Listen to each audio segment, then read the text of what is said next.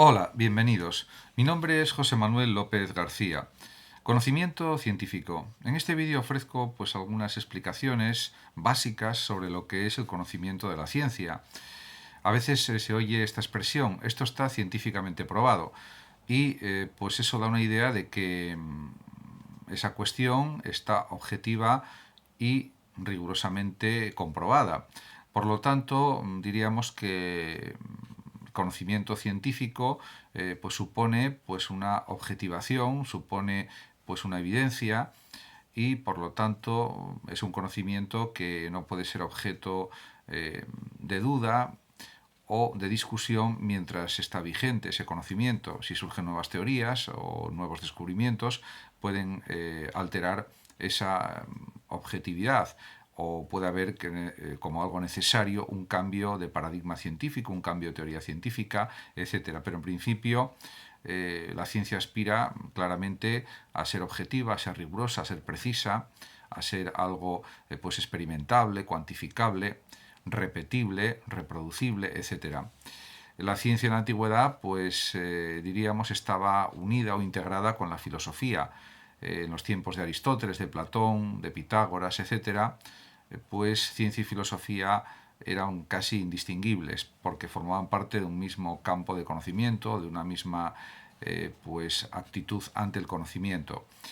Pero la ciencia se independizó de la filosofía con la revolución científica del siglo XVII, fundamentalmente por medio de Galileo, también por supuesto de Bacon y de otros filósofos y científicos, como por ejemplo Newton, como Tycho Brahe, o también por ejemplo Kepler, etcétera.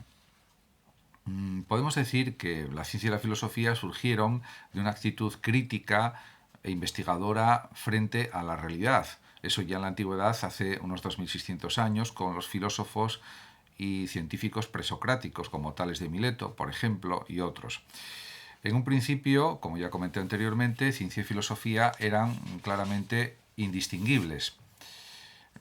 Ciertamente, si pensamos en las características de la ciencia, cabe decir que se basa en la experimentación. De hecho, el experimento en ciencia permite aislar al fenómeno y estudiar únicamente las variables decisivas que influyen en los cambios que se observan en la realidad, etcétera.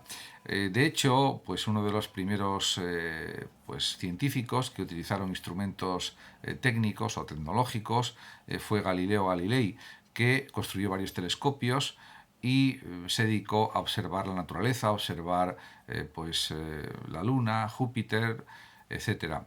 Y realmente eso ya hizo que consiguiera grandes descubrimientos, y eso supuso también una tendencia imparable en la ciencia a partir de Galileo. La observación con aparatos científicos, por ejemplo, están también los microscopios que surgieron con Leeuwenhoek y otros en el siglo XVII, y que fueron muy útiles para cuestiones de tipo biológico, fundamentalmente, químico, etcétera, geológico, etcétera. Realmente, todo eso supuso un avance de la ciencia durante el siglo XVII, también de una forma más rápida incluso durante el siglo XVIII, y ya no digamos en el siglo XIX y XX, en que hubo un desarrollo bastante potente, o muy potente diría yo, de las distintas ciencias, sobre todo de las ciencias experimentales como la física, como la química, la biología, o ciencias aplicadas como la medicina, etcétera. Pero es que hay otro aspecto a considerar, que es el tema de la matematización de la realidad, del universo, que ya surgió, por ejemplo, en las obras, en los escritos de Galileo, como es sabido, porque diríamos que la naturaleza es como un libro que está escrito con caracteres matemáticos, como dijo Galileo. La cuantificación, por tanto, o la matematización, permitió librarse de la subjetividad y también de la ambigüedad del lenguaje cotidiano. También fueron surgiendo lenguajes artificiales propios de cada ciencia, porque eso hacía posible una descripción más rigurosa de la realidad, una precisión mayor, y por lo tanto llegar a la verdad en el conocimiento de la ciencia. Y esto era algo muy necesario. En cuanto a los componentes de la ciencia, pues como ya comenté hace un momento, la ciencia o cada ciencia crea un lenguaje pues artificial, una jerga, un argot que sirve para que esa ciencia sea más precisa y de esta manera se garantice la objetividad y precisión de sus conceptos, leyes y teorías. En este orden de cosas, los conceptos en ciencia pueden ser de distintas formas. Pueden ser conceptos clasificatorios, que en ese caso permiten organizar la realidad en conjuntos o grupos. Por ejemplo, cuando se clasifica a las células con núcleo, llamándolas procariotas, o a las células que no tienen núcleo como eucariotas. O también hay conceptos, por supuesto, en el ámbito científico que podemos considerar que son conceptos comparativos, o también conceptos métricos, todo lo referido a las cantidades, a los pesos, etcétera, distancias, por ejemplo, metro, kilómetro, o pesos como kilogramo, tonelada, etcétera. Realmente, el ámbito de las ciencias es muy amplio y también cabe decir que las leyes científicas se dan interconectadas unas con otras, indudablemente, formando sistemas compactos y más o menos complejos, pero que son especialmente coherentes y sistemáticos. Y eso es lo que denominamos teorías científicas. En realidad, una explicación científica es una respuesta a un porqué que se ha planteado a través de un suceso particular. Y podemos decir que para que sea científica, pues una explicación, la respuesta ha de ser comprensible y que clarifique también la realidad observada o, diríamos, descrita. Por supuesto, la función de los experimentos científicos es clave para el desarrollo de las distintas ciencias. Eso es algo que siempre se pone de manifiesto y que es indudable.